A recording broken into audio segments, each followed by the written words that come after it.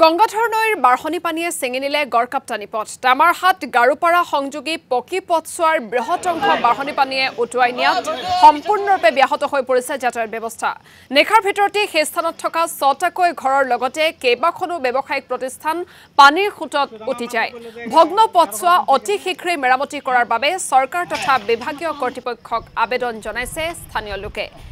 আৰু এই সন্দৰ্ভত আমাক সবিশেষ জনাব শহীদুল ইছলামে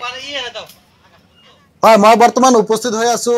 গাৰোপাৰা অঞ্চলত এই গাৰোপাৰা অঞ্চলত দেখা গৈছে যে গংগাধৰ নৈৰ বাঢ়নী পানীয়ে কিন্তু গাৰোপাৰা তামাৰহাট সংযোগী যি গড়কাপ্তানি পথ আছে এই গড়কাপ্তানি পথ কিন্তু একেবাৰে ছিঙি লৈ গৈছে মোৰ সতীৰ্থ যদি এই দৃশ্য দেখুৱাই যে এই ঠাইত কিন্তু এটা পথ আছিল আৰু এই পথছোৱা একেবাৰে উঠাই লৈ যোৱাৰ ফলত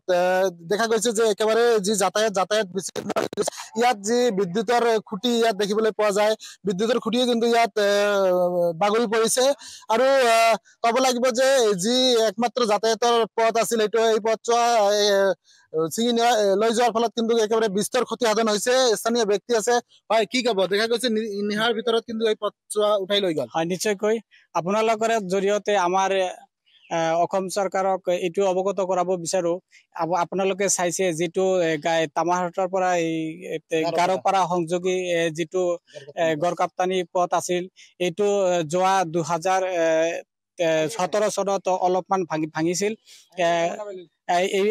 আজি যোৱাকালি নিশাৰ ভিতৰতে আমাৰ এই গংগাধৰ নৈৰ পৰা পানী যিটো বাঢ়নী পানী আহিছিল এই পানীয়ে নিশাৰ ভিতৰতে এই গড়কাপ্তানি পথটো একেবাৰে ছিঙি লৈ গৈছে গতিকে আমি বিভাগীয় মন্ত্ৰী এবং আমাৰ লগতে আমাৰ অসম চৰকাৰক এইটোৱে ক'ব বিচাৰিছো অনতি পলমে আমাৰ এইটো যিটো পথ আছিল অহা যোৱাৰ পথ আছিল এইটো একেবাৰে বিচ্ছিন্ন হৈ গৈছে অনতি পলমে এইটোৰ যথাযথ যাতে ব্যৱস্থা কৰি দিয়ে কালি ইয়াত এখন বজাৰ আছিল মানুহৰ ঘৰ আছিল গোটেইখিনি নোহোৱা হৈ গল ৰাতিৰ ভিতৰতে 5ৰ পৰা 6টা পৰিয়াল একেবাৰে নিশাৰ ভিতৰতে নদীত যা গল ইয়াতে এটা সৰু বজাৰ আছিল বজাৰখিনি সম্পূৰ্ণৰূপে নদীত যা গল চাইছে আপোনালোকে এই যে যিখিনি আমালোকে যে এইফালে কেমেৰা ঘূৰাই চাওক যিখিনি কাম কৰা হৈছে আমালোকে ৰাইজৰ তৰফৰ পৰা এইখিনি কাম কৰা হৈছে হয় কি কব আমাৰ গাৰোপাৰা বাগডোগৰা সীমান্ত বুলি আৰু ইয়াত তামাৰহাট সংলগ্ন যিটো যোগাযোগ ব্যৱস্থাৰ যিটো ৰাস্তা আছিল গড়কাপ্তানি পথ এইটো সম্পূৰ্ণৰূপে বিনষ্ট হৈছে এইটো 2017 চনৰ যিটো বান হৈছিল তাতে অকণমান ভাঙিছিল কিন্তু যোৱাকালি যেতিয়া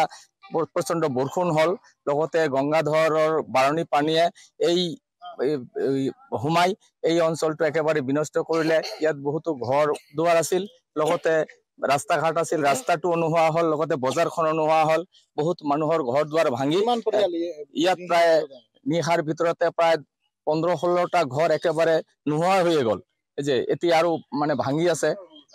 পানীৰ যিটো স্ৰোত এইটো প্ৰবাল গতিকে এইটো মানে ৰখাৰ নিচিনা তেনেকা ব্যৱস্থা নাই গতিকে আমি অসম চৰকাৰত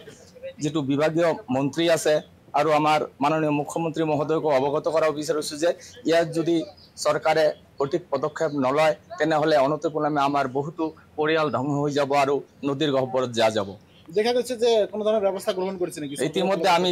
চৰকাৰৰ পৰাই কোনো ব্যৱস্থা পোৱা নাই হয় শহীদুল ইছলাম আপোনাক এই মুহূৰ্তত ধন্যবাদ জ্ঞাপন কৰিছো সবিশেষ জনোৱাৰ বাবে